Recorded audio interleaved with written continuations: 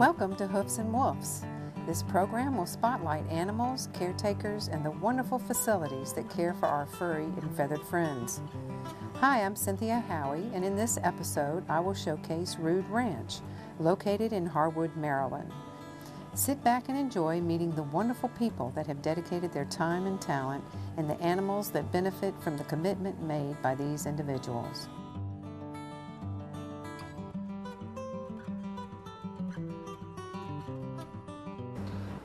Good morning and welcome to our first edition of 2010 of Hoofs and Woofs. We are so excited to be here today at Rude Ranch with Bob and Kathy Rude, founders and owners of Rude Ranch, which is just an unbelievable facility. And today we have actually a little guest joining us first thing. And who is this, Kathy? This is Felix, and he's one of the residents here. A little camera shy, so we're going to try to keep him on camera. Tell us how you came about getting him. Felix was actually sent to us from a vet clinic. He had been turned in there. He was living on a church parking lot over in Bowie, and people were very concerned he was going to get run over, obviously by accident, or how he was going to survive the winter. So he was taken to a vet clinic where they did neuter him, but then they didn't know what to do with him. So they contacted us to see if we could help him out, and at that time, believe it or not, you couldn't touch him. He was a hissing, spitting, fiery ball of fur. Oh. So, but we said, hey, you know what, we'd like the challenge, we'll take him in. Unfortunately, between the time we said yes and the time that we could get there to pick him up, he got loose in the vet clinic. He got into their drop ceiling, and he spent 3 weeks in their ceiling before we could catch him, and he could come to us. He's getting a little nervous. I think he's a little camera shy. And so how old is Felix? Felix actually is about 15 years old. Wow. So and he is a special needs cat. He is a special needs. So he would need a home with lots of, someone that could give him lots of attention and some medical attention as well? Yeah, he has a thyroid problem, so he needs thyroid medicine twice a day, which he takes pretty well. And we just have visitors, walking all over this facility. I can't say enough wonderful things about, just this residence. And these people have turned their homes into a rescue facility for cats and for dogs. Is that correct? Yes, we do have dogs here. We do not specialize in dogs, but we do have dogs here. For example, unfortunately, last summer there was a dog tied to a tree out front. Oh, no. So they just dropped him off? He was dropped off actually in the middle of a thunderstorm. Oh. Sometimes you say, well, maybe it's a stray someone found was trying to take care of. Yeah, they left a dog crate, so we figured it was probably a permanent thing. Yeah. But we got lucky. He was one of the nicest dogs you ever met. We went ahead, we had him neutered. We did all of his medical testing, got him his shots. And he's actually now living with a husband and wife that are marathon runners. He's oh my gosh. He runs about 10 miles a day now. That's awesome. So, I noticed this. Look how lovely this is that Mama is. Mia who joined us here, and she's actually one of the original Rude Ranch cats. And I guess I'll mention now, we have a book out where she's actually the star of it. So I guess she's here to plug it.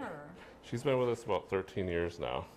And you can tell all these animals are so fond of y'all. You can tell they're well taken care of and well loved because, as we were setting up here, it's amazing how they just all come and, just kind of love on you and want to be a part of your lives and be around you, which, just speaks volumes to your commitment to these animals. And so Mama Mia is up for adoption too. Actually, she's a permanent resident. Oh, She's okay. one of our personal pets. We have a few of them that we don't put up for adoption, but she's the first adult wild cat we trapped and rescued and got fixed, and it took us about 3 years before she would let us touch her. That's amazing. Now she sucks up to everybody. Now that trust is there, and you know that bond will be there for life. I'm interested in seeing a lot of the facility, but just briefly, can you tell us what kind of intake process you have? Like, does somebody call you and say, I have a little bundle of feral kittens, or how does it work? Well, our intake process, other than the dog that was tied to the tree, some of the animals we take in do come from other shelters and other rescues, especially if they get in trouble. For example, if there's like a litter of orphans that need to be bottle fed or need 24-hour care.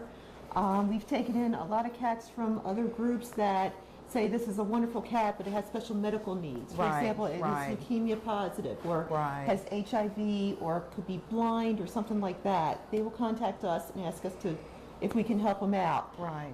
We have on occasion helped out some of the animal controls when we have room. Right. Take out some of the animals that they can no longer house.